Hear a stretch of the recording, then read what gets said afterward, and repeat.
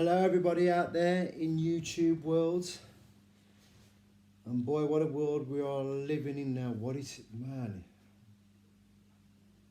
And the world's crazy at the moment, I'm being honest with you. With COVID-19 and now this with George Floyd in America.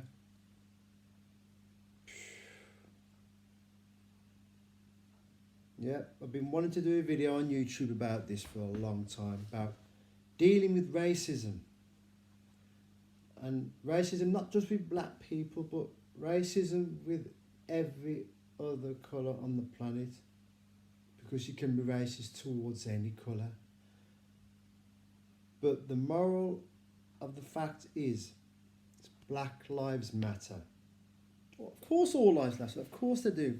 But with the recent events, Black Lives Matter.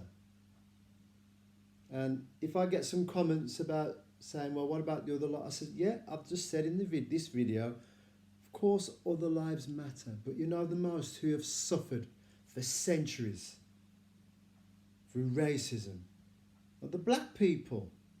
And it's facts. I know about the history of it. I was taught it by my father, not school. I never learnt it from school because my father comes from Jamaica. So this is how I learnt about racism in this country, all around the world. My father came over in the Windrush era. Okay, and I want to read an excerpt from my book, Out of the Darkness, which is out now on Amazon. Okay, right. My father, Irving Roger Uriah Osborne, hailed from the Somerset district of St Thomas, Jamaica, a town some 17 miles to the east of the capital, Kingston. He arrived in the UK as part of the Windrush generation, an ill-conceived government initiative offering employment and housing in post-war Great Britain. No one could have foreseen the racial tensions that this would generate. MP Enoch Powell didn't help matters with his rivers of blood speech. My mother, Elizabeth, who lived in Elsinore Lane in the UK, was only sweet 16 when she met my dad in a local nightclub in Wolverhampton. It was love at first sight. People say love is blind, and it probably needed to be for my parents.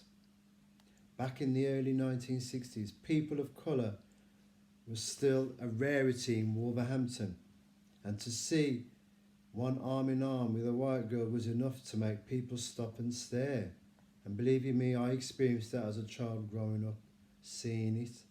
People stopping and staring and muttering themselves. But you know, it was all racial related. And it was. And that's when the racial abuse started from us. I was born into it in the 60s. Just imagine that, growing up until adulthood, being exposed to racial abuse. It may not have been a daily thing, but it was a yearly thing, I can guarantee that. But anyway, yeah. Some out of curiosity, but mostly from open hostility. The bigots had a field day saying that it was unnatural that races shouldn't mix. On one occasion, my parents were visiting Wellington and unwittingly provoked ire of local white supremacy supporters who chased my parents down the road. Who knows what would have happened if they hadn't managed to jump on a passing bus? The consequences could have provoked fatal. My mum at the time was pregnant with my older brother Stuart, and Irving was just a little toddler at the time. Just picture that, seeing that, being chased down the road.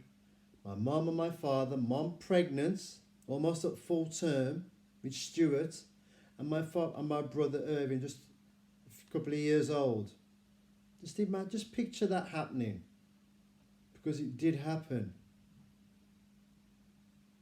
My parents were either oblivious or didn't care what others thought of them, and went on to produce enough children to have fielded their own football team.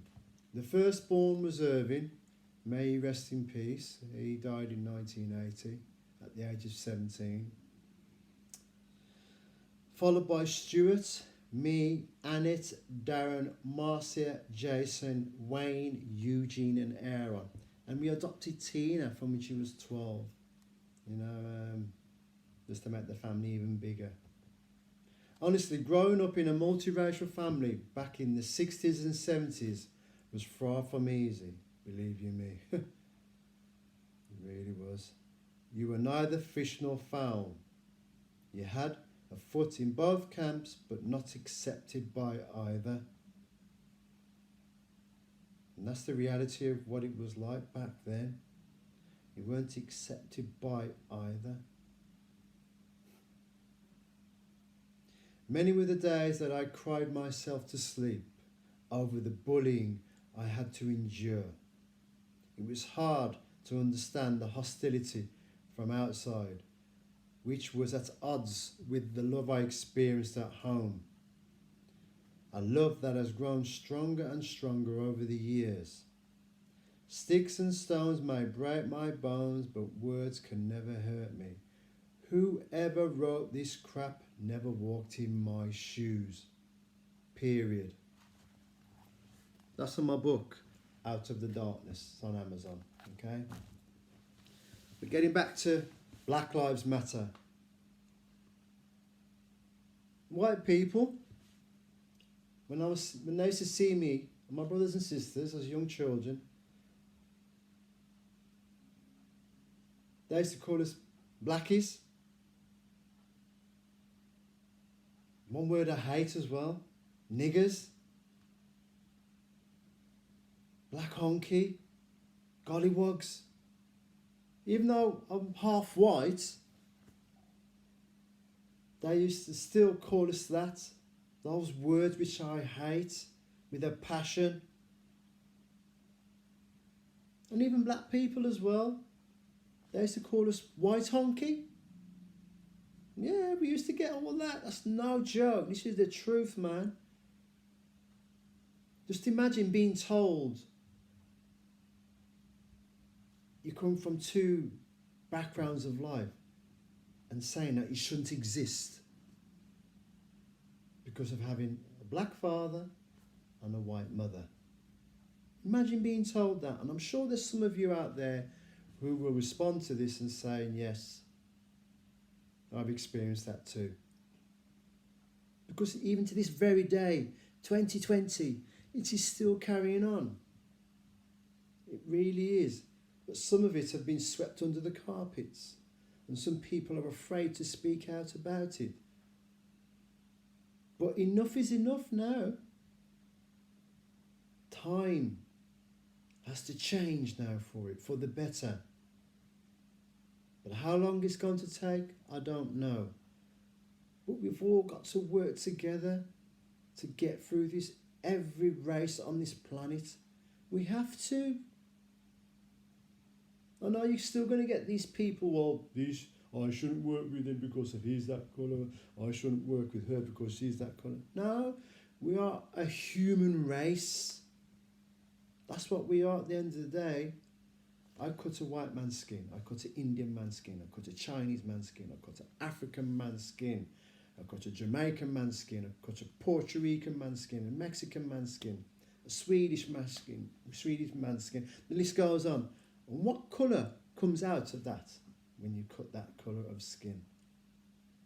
Red.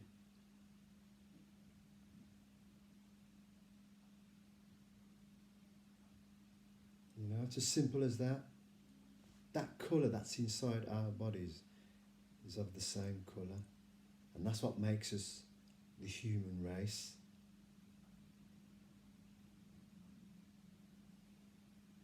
Enough is enough, man. I'm telling you. I'm sick and tired of this. These people of power. They should understand and feel how we feel. Imagine if it was them that was getting the abuse. How would they respond to this? Enough is enough, man. Enough is enough, because Black Lives Matter. That's what's going on now. Black Lives Matter. So let's please, Let's unite together and get through this, every single one of us. Maybe a tall order, a big task for us to achieve, but come on, man, we've got to do this. We have to do this. We have to. But anyway, you guys who really like the things I do, you know, but this video had to be done, man. It had to be done because I was racially and brutally attacked in 2011. My life was nearly taken by a racist who had a 30-year vendetta against me, my brothers, my mum and my dad. This man, I have to say this, I'm not afraid to say this, he's part of the BNP, the British National Party. The police had found a book, which is quite thick, of all the dates and times of when he'd been stalking me, my brothers and my sisters, and even my nieces and nephews who lived within the same area of where we lived. He'd been stalking all of us. He recorded everything in this book of the dates and the times of when he'd stalked us.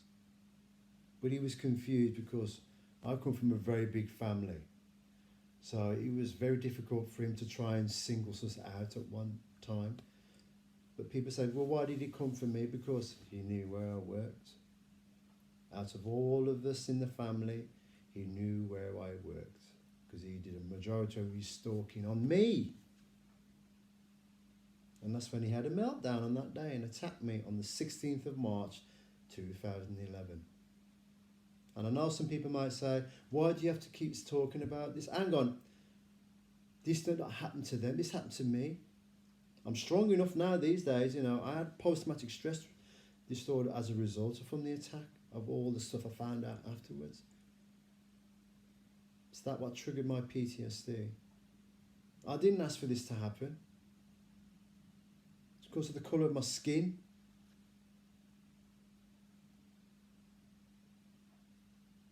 But anyway, people, please, you know, I don't want to hear any negative comments to this video because I've done nothing wrong to harm anyone. Nothing at all.